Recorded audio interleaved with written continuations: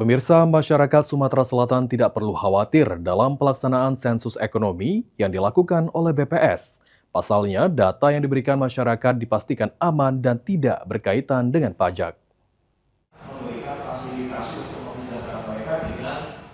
Diungkapkan oleh Kepala BPS Provinsi Sumatera Selatan, Wahyu Yulianto, sensus ekonomi yang dilakukan BPS Sumsel sudah mencapai 80% dan mengantarkan Sumsel di peringkat ketiga secara nasional. Pendataan sensus ekonomi yang dilakukan BPS dipastikan aman dan tidak berkaitan dengan pajak, sehingga masyarakat diminta tidak khawatir terhadap kerahasiaan data pribadi. Kita jamin bahwa data Bapak Ibu itu terekam dengan aman, ya, tidak kita sebarluaskan. Bahkan petugas itu juga ketika sudah melakukan wawancara selesai, rekaman datanya tidak bisa mengakses kembali, ya. Kemudian yang terkait dengan pajak tidak ada hubungannya dengan pajak.